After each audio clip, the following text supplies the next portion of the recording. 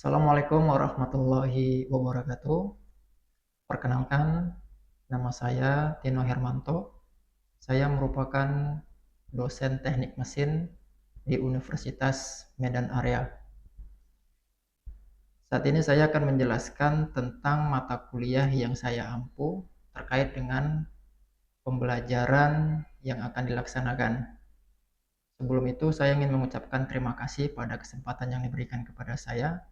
Pada tahun ini 2026 saya terpilih sebagai kandidat untuk seleksi sertifikasi dosen pada tahun 2026. Mata kuliah yang saya ampuh adalah tentang proses manufaktur 1, di mana mata kuliah ini merupakan mata kuliah inti prodi teknik mesin, dan CPL yang dibebankannya adalah kemampuan menerapkan pengetahuan matematika, ilmu pengetahuan alam atau material, teknologi informasi, dan keteknikan untuk mendapatkan pemahaman menyeluruh tentang prinsip-prinsip keteknikan.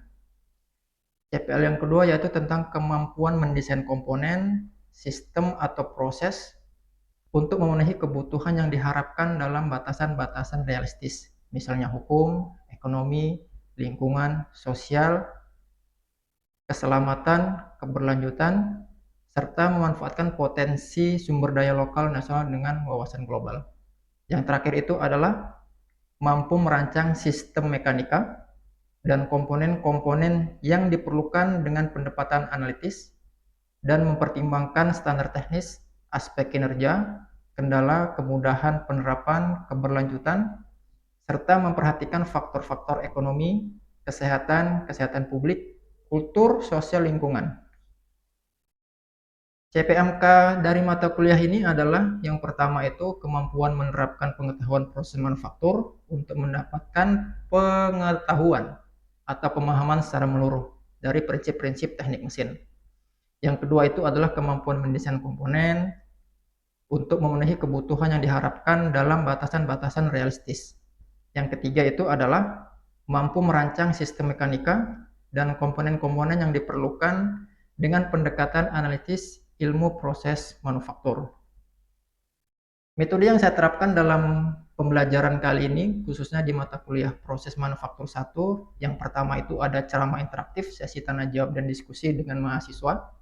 Yang kedua itu adalah metode demonstrasi terkait dengan teknologi yang sedang berkembang atau yang sedang viral.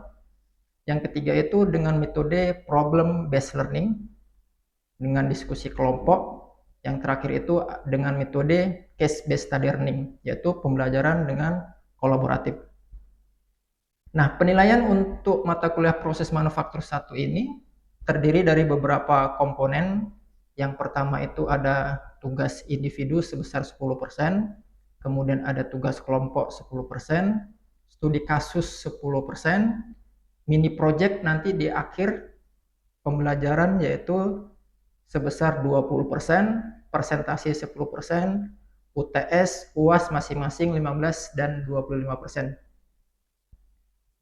Media pembelajaran yang saya aplikasikan atau yang saya terapkan pada mata kuliah proses manufaktur 1 ini adalah yang pertama itu e-learning. E-learning digunakan sebagai platform atau media untuk mahasiswa mereview kembali pertemuan-pertemuan dari sesi perkuliahan. Nah, di media ini terdapat materi, kemudian tugas, kemudian video-video demonstrasi yang ditampilkan tentang perkembangan-perkembangan teknologi. Yang kedua itu ada Amadi. Amadi digunakan untuk memantau pertemuan setiap pembelajaran dari pertemuan 1 hingga pertemuan terakhir. Kemudian ada AUC. AUC ini digunakan sebagai penilaian mahasiswa di akhir pembelajaran. Terakhir itu ada blog dosen. Blog dosen ini dipakai atau digunakan untuk mahasiswa melihat tulisan-tulisan yang dipublish oleh dosen, khususnya di bidang proses manufaktur 1, melihat sejauh mana perkembangan teknologi yang sedang berkembang saat ini. Untuk mempersingkat waktu, telah saya siapkan video pembelajaran khususnya untuk mata kuliah proses manufaktur 1. Singkatnya saya tampilkan.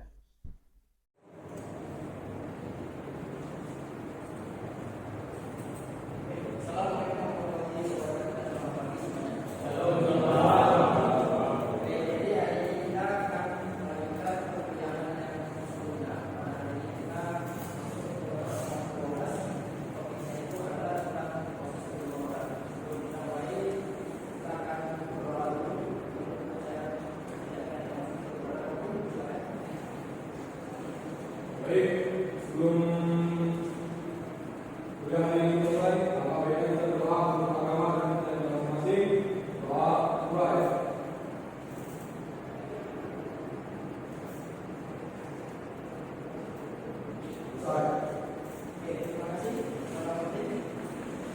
Baik, nah sebelum kita melaksanakan pembelian pada hari ini dan kita akan berbicara lebih jauh tentang topik, ada beberapa poin yang ingin saya sampaikan. Depan kita sudah bisa lihat slide, ya kan? Jadi pada pertemuan hari ini adalah melanjutkan pertemuan yang dari sebelumnya. Mata kuliah ini membahas tentang bagaimana kita bisa mengetahui proses dari awal sampai dia menjadi produk. Nah, makanya mata kuliah proses manufaktur 1 dia membahas dari beberapa aspek, bukan cuma hanya satu produk, tapi kegiatan yang berada di dalam proses tersebut. Salah satunya adalah proses pembuatan produk. Kalau kita lihat secara sederhananya, ya, apa sih yang dimaksud dengan pembuatan produk? Ada yang tahu? Apa kira-kira yang dimaksud dengan pembuatan produk? Ya, mungkin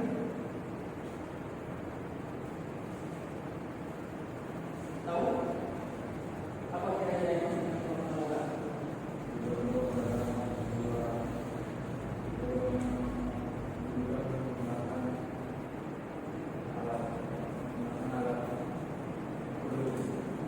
Ya, jadi kalau kita lihat secara sederhana, ini adalah konsepnya. Sebelum saya bahas secara keseluruhan, kita ambil dulu definisi dari suatu produk itu. Ya kan? Jangan sampai nanti kita mau buat produk sampai kita nggak tahu definisinya. Secara umum, definisi produk itu 3. Ya kan? Ada raw material berbentuk logam plastik. Kan? Logam ini terbagi menjadi beberapa macam. Ada aluminium, kemudian ada timah, kemudian ada besi, ada tembaga dan sebagainya. Yang kedua, prosesnya itu adalah logam dicairkan, ya kan? Sampai mendidih dengan melting point. Dan setiap material memiliki yang berbeda. Jadi secara umum, yang pertama ini dia ada raw materialnya, ya kan? Kemudian yang selanjutnya itu adalah pengeluarannya, yang selanjutnya itu adalah pencetakannya. Jadi dari ketiga ini adalah proses sederhana dari pembuatan produk itu sendiri. Nah, apa yang harus dilakukan? Pertama-tamanya, ya kan? Setelah kita mengetahui logam apa yang akan kita cairkan, logam apa yang akan kita bentuk, setelah kita mengetahui melting point dan setiap materialnya, maka kita mengatur yang ada di pembuatannya itu harus kita sesuaikan. Contoh, melting point dari aluminium itu adalah 660 derajat Celcius. Artinya, sebelum mencapai melting point, maka aluminium itu belum bisa dicetak. Kenapa tidak? Kalau dikatakan bekerja itu sudah cair, tapi temperatur yang diinginkan untuk proses pencetakannya itu harus lebih tinggi dari melting point. Kenapa? Kalau dia sedikit lebih tinggi itu pada proses pembuatan nanti sebelum dia sampai cetakan sudah keras kalau tersebut. Nah, jadi dia ada faktor lingkungan. Ada faktor lingkungan yang mempengaruhi suhu ruangan, ya kan? Mungkin faktor cetakan, jarak. Nah, semua itu berpengaruh. Makanya, kenapa pada saat proses pencairan, contoh yang kita lakukan, kalau dia 600 nanti berada di ya kan? Nanti berada. Maka seharusnya itu 700 atau lebih. Tujuannya adalah pada saat nanti ada proses pengulangan sampai dia ke dalam cetakan, ya, sampai dia ke dalam cetakan, temperaturnya itu sama sekali. Dia nggak turun dari 640 derajat Celcius. Kalau dia turun, apa efeknya, dampaknya? Cairannya akan mengeras sebelum waktunya, ya kan?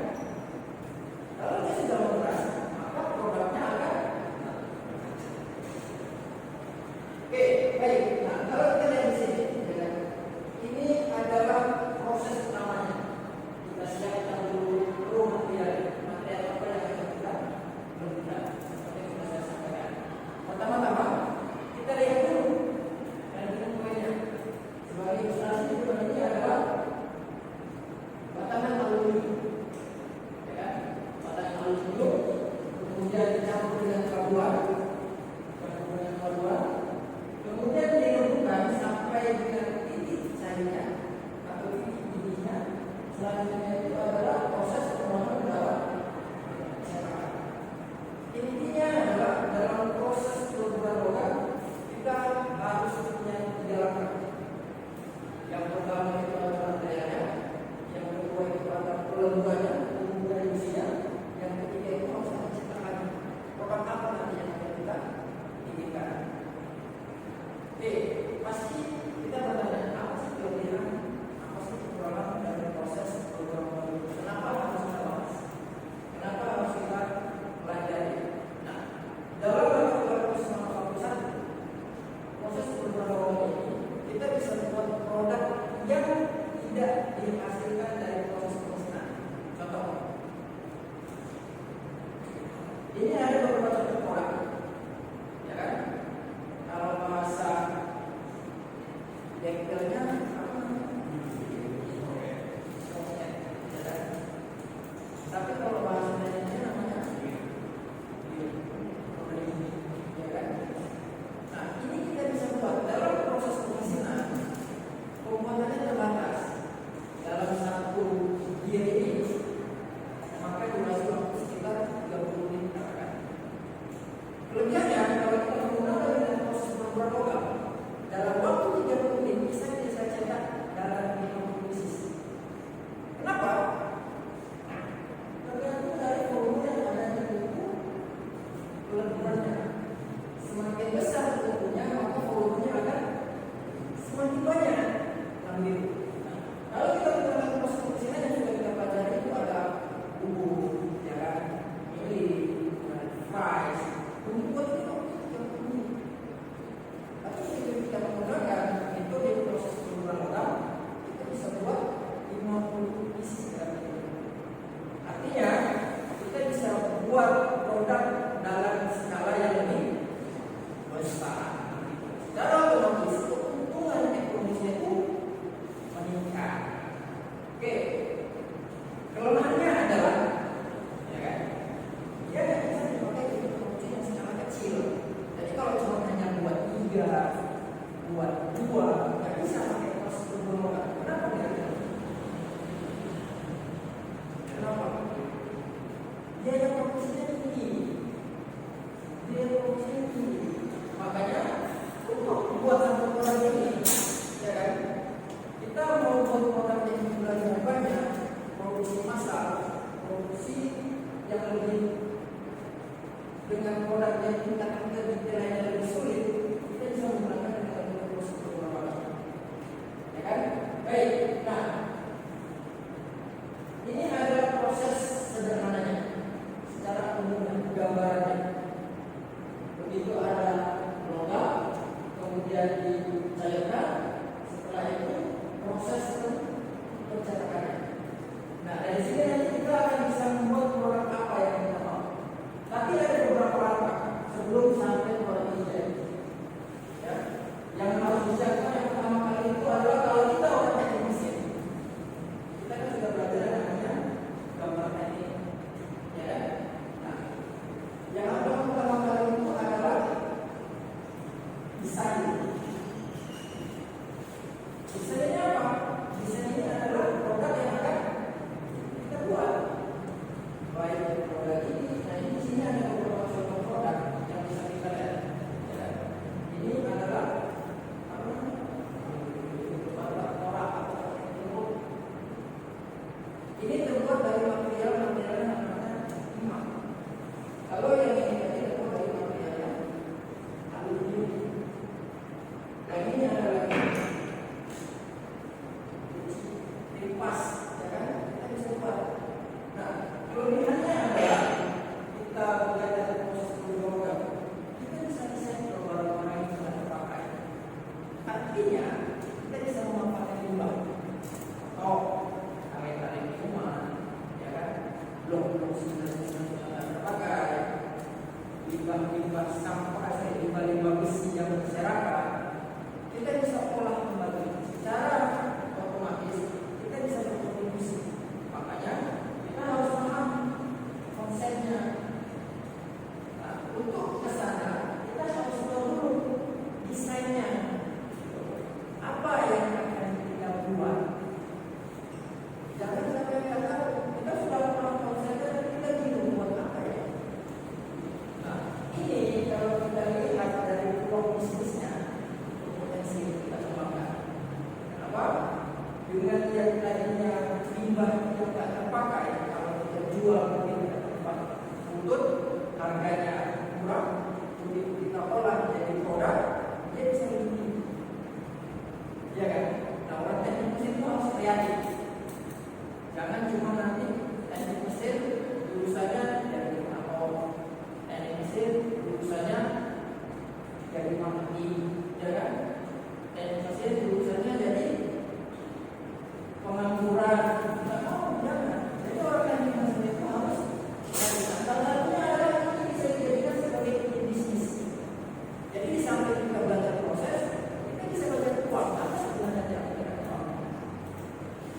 Paham ya?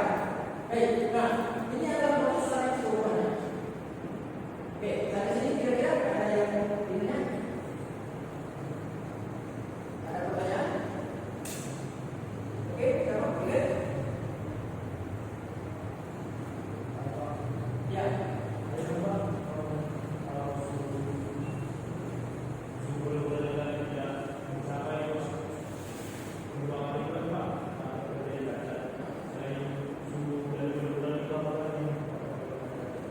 Baik. Nah, sebenarnya topik dari proses perkembangan ini adalah mata kuliah, tapi tidak singgung kita bahas dalam mata kuliah proses perkembangan satu. Kita kenalkan, kita diskusikan secara umum. Kalau kita bahas secara keseluruhan untuk proses ini, ya, banyak sebenarnya. Setelah kita mengetahui proses ini, bagaimana nanti ada yang namanya apa yang menyebabkan produk itu seperti ini? Kira-kira produknya semuanya. Kenapa? Satu, kalau kita lihat, kemudian bentuknya tidak sesuai, ya kan? Kemudian dia dalamnya ini permukaan surface-nya itu ada cekungan, ya kan? Nah, pertanyaan sedikit tadi adalah kenapa bisa terjadi ini? Oke. Yang pertama adalah proses penuangan dari tungku peluruhan. Ini layer, ya kan? Yang dibawa oleh layer, kemudian akan dimasukkan ke dalam cetakan. Yang pertama dan kedua adalah temperaturnya belum mencapai tingginya. Jadi seharusnya dia 660, ya kan? Lalu dia mencair, kemudian masuk cetak. Nah, proses dari sini ke sini itu dia ada jarak, ya. Semakin jauh jaraknya, maka dia akan berpengaruh temperaturnya akan turun. Karena faktor lingkungan, ya kan? Kemudian selanjutnya itu adalah kenapa bisa terjadi cetak? Yang kedua, cetakannya. Nah, kalau kita bahas dari segi cetakan itu berbagai jenisnya.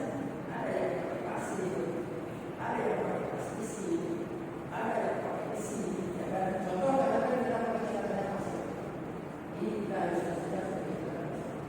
Nah, produk cacat bisa terjadi ketika proses penurunan logam ke dalam cetakan. Ini kan ada detail-detail, ya kan? Nah, detail-detail kalau logam ini dituangkan, ini cetakannya kan satu, ya kan?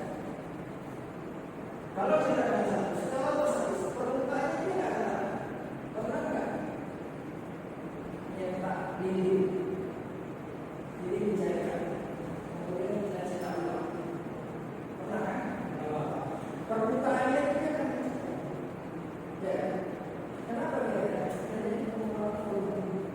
Nah, makanya pada saat proses penurunan logam, contoh, kalau logam ini dituangkan ke dalam, ya kan? Ini adalah produknya. Maka dalam cetakan itu harus ada udara buangnya. Kenapa kira-kira? Karena pada saat terjadi proses penuangan, di sini terjadi tekanan, ya kan? Makanya perlu. Jadi begitu dia dituangkan, cairannya masuk, udara keluar lewat atas. Jadi ini nanti akan berisi secara maksimal. Makanya cetakannya hilang. Oke, nah yang kedua, kenapa bisa terjadi cacat? Ya kan?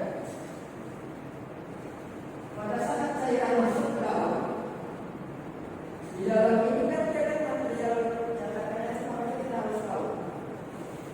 Ada yang dia menyerap air, ada yang dia tidak menyerap air, ya kan? Nah, jadi pada saat dia masuk ke dalam, pori-pori dalam cetakannya, kalau dia agak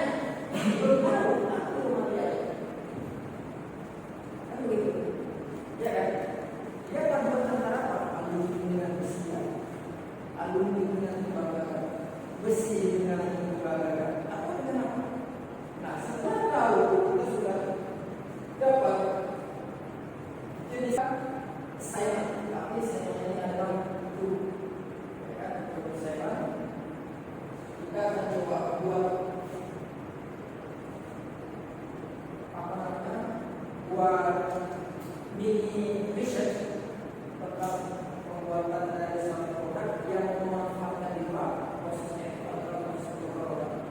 Jadi Anda nanti coba cari material-material logam yang sudah tidak terpakai, ya, yang sudah tidak terpakai.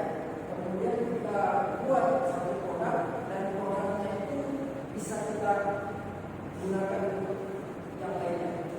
Contoh, kita memakai tangan, kita memakai aksesoris, sehingga dia bisa meningkatkan nilai ekonominya. Oke, langkah pertama yang harus Anda lakukan itu adalah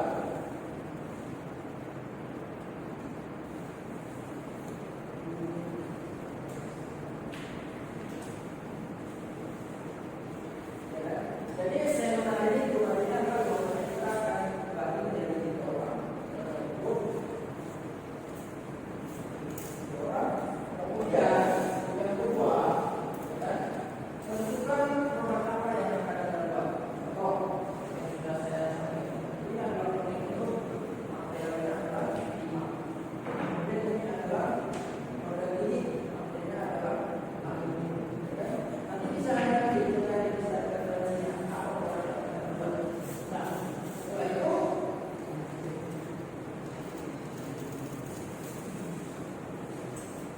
setelah itu lakukan proses pembuatan gambarnya.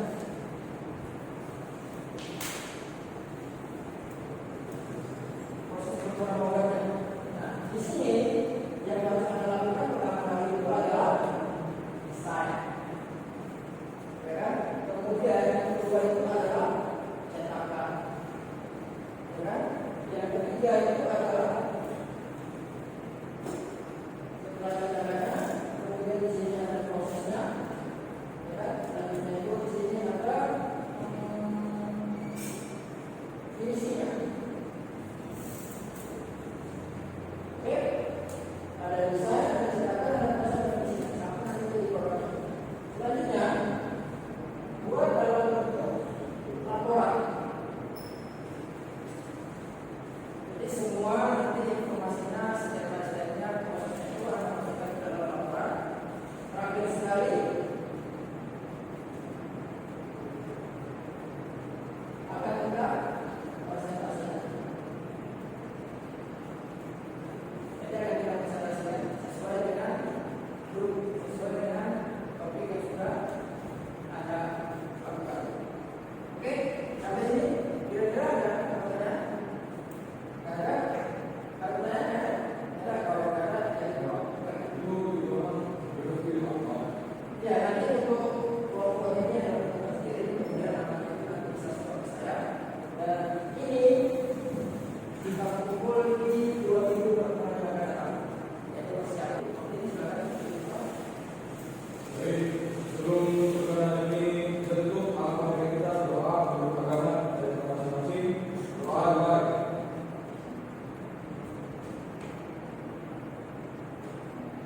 Salam. Oke, terima kasih. Baik, jadi pertemuan ini sudah saya tutup. Kita lanjutkan pertemuan ini minggu yang akan datang. Saya akhiri. Assalamualaikum warahmatullahi wabarakatuh. Demikian video pembelajaran yang telah dipaparkan. Video ini disampaikan sebagai unjuk kerja dalam bidang pembelajaran. Saya ucapkan terima kasih kepada Universitas Medan Area yang telah memberikan kesempatan kepada saya sebagai kandidat calon sertifikasi dosen tahun 2026. Dan saya ucapkan juga terima kasih kepada Kemendikti-Saintek Republik Indonesia. Demikian saya paparkan terkait dengan video pembelajaran. Semoga dapat memberikan dampak positif khususnya kepada mahasiswa dan diharapkan tidak hanya menguasai konsep-konsep dasar proses manufaktur, tetapi juga mampu mengaplikasikan ilmu tersebut secara analitis, inovatif, dan bertanggung jawab dalam menyelesaikan permasalahan rekayasa di bidang teknik mesin. Akhir kata, saya akhiri. Assalamualaikum warahmatullahi wabarakatuh.